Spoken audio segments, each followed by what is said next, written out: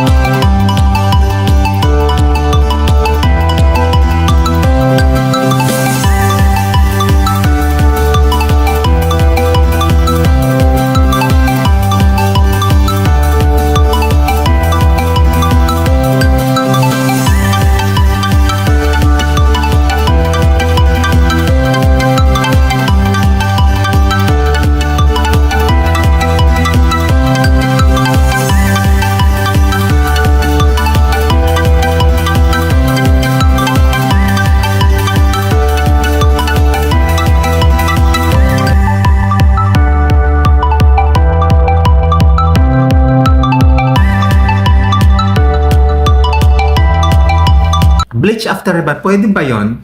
Okay. Ang parehong rebonding at bleaching ay mga chemical na proseso, okay, na sumisira at nagre-reforma sa mga bonds ng buhok na nagpapahina sa estruktura ng buhok, okay? Ang parehong chemical ay nakakapinsala. Ang rebonding ay ginagawang mas maselan at mahina ang iyong buhok dahil sa proseso na ito. Dahil dito kaya nakokompromiso na ang estruktura ng buhok. Okay?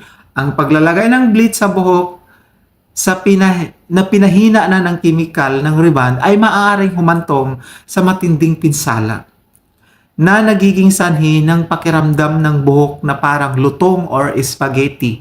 Okay?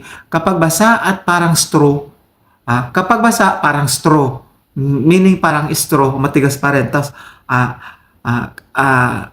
yung lutong kapag basa. Okay? Tapos, parang straw naman kapag tuyo. Yung makikita mo na ang tigas na talaga niya na pag ginalaw mo sabay-sabay. Hindi yung pag normal, di ba, parang nagsisuyo ng gano'n. Yeah, di ba? Parang gano'n. Okay. Gano'n ang mangyayari sa buhok ninyo. Hindi ka dapat mag-bleach ng buhok kaagad pagkatapos mag-conduct ng rebonding. Sa halip, kailangan mong maghintay ng mahabang panahon. Okay, mas mabuti ng ilang linggo o kahit buwan para gumaling at maging matatag ang buhok pagkatapos ng proseso sa sa bago mo lagyan ng bleach. Kailangan kasi muna parang ililive mo muna for 6 months, for 1 month, 2 months, dito nga linggo lang, di ba? Pero kasi, depende kasi yung linggo eh. Okay? Depende yung lenggo sa texture ng buhok, pero pinaka-safe kung mga 2 months, 3 months, 6 months, or kaya 1 year. Okay? Pero at least kung hindi talaga mapigilan, at least 1 month, 2 months. Pero yung linggo parang hindi ko masyadong... Kasi siguro before or noon, po pwede yon. Pero sa mga texture ng buhok ngayon, parang hindi kakayanin yung ganun. Okay? May mga ano naman, reband na pwede sa bleach hair. Okay? Pero unahin mo muna si bleach. Pero yung after reband, hindi ko pa kasi nasusubukan yun eh. Ang ginagawa ko, nagbi-bleach muna ako. Kasi yung kulay ng bleach sa buhok, okay, makokontrol mo. Ay, hindi mo siya makokontrol kapag nakababad na. Pero yung reband kasi, makokontrol mo. Marami kang mga pamaraan na pwedeng i-mix sa reband para hindi masira yung buhok. Pero yung bleach, wala akong...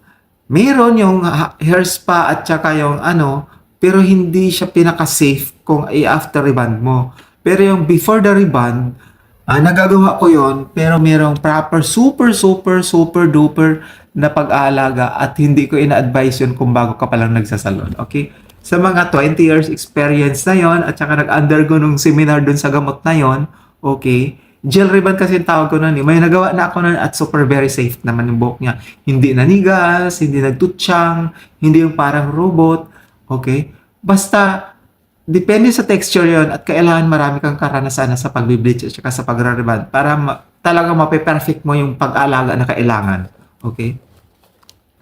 Ang pagbe-bleach ng buhok na kamakailan ay sa ilalim sa rebanding ay maaring magdulot ng matinding pinsala, okay? Pagkasira at pagkawala ng buhok dahil sa kompromisong estado ng mga hibla, okay? Kapag kasi, ang reband number 1, dinudurog, okay? Yung iba naman, yung explanation nila, pinapalambot yung bands.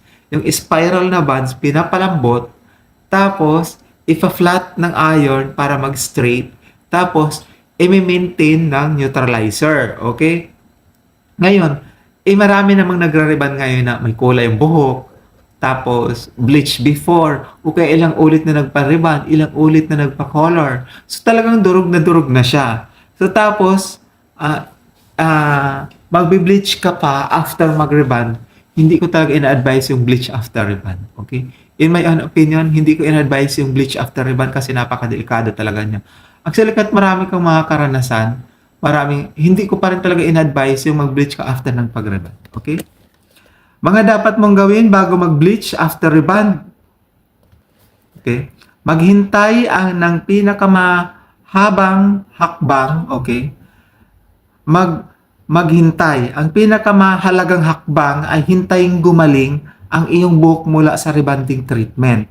Ito Pangalawa, kumonsulta sa isang professional na hairstylist. Okay? Bago subukan ang anumang proseso ng chemical, okay, kumonsulta sa isang professional na hairstylist. Maaari nilang tansyahin o i-texturize ang iyong buhok, okay? Ang kondisyon ng iyong buhok, okay? At payuhan ka ng pinakamahusay na paraan ng dapat mong gawin. Pangatlo, tumutok sa pangangalaga sa buhok. Okay? Sa panahon ng paghihintay, okay, for example, nag-reband ka ngayon.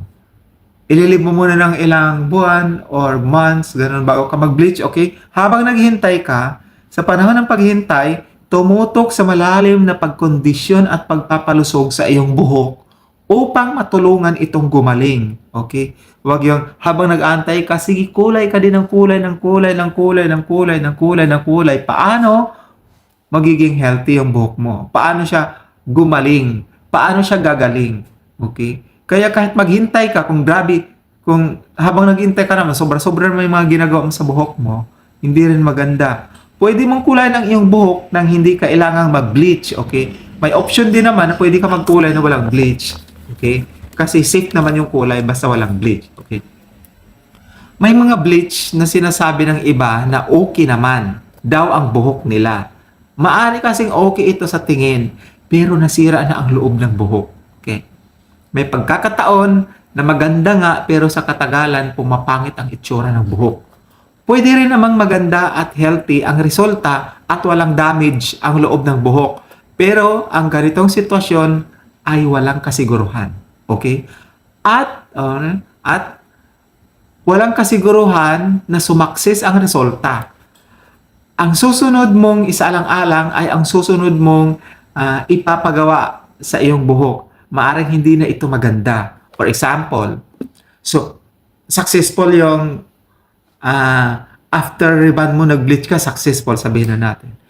Pero habang tumatagal pwede siya mag-dry. Tapos, ano pa yung susunod mong ipapagawa?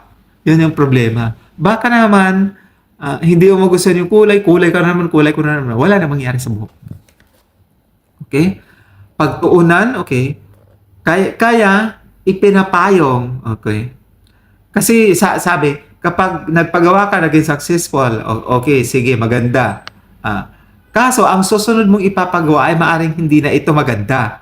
Kaya minsan mga, riban ako ng riban, bakit nung time na yun maganda naman yung riban ko, bakit ganito, ganyan? O kasi, nung time na yun, healthy pa yung buhok mo. Kaso kasi, in the long run, for example, naging successful yung bleach at saka reband after reband mo. Okay, sabihin na natin successful. Tapos sa susunod na pinagawa mo ulit, hindi na magandang result kasi hindi pa nakakabawi yung buhok mo sa pagkasira doon sa ano. Kaya kailangan mong pagtuunan ng pansin ang pagbabalik ng kalusugan ng iyong buhok. Okay? Nang hindi ito pumangit sa pagtagal ng panahon. Oh?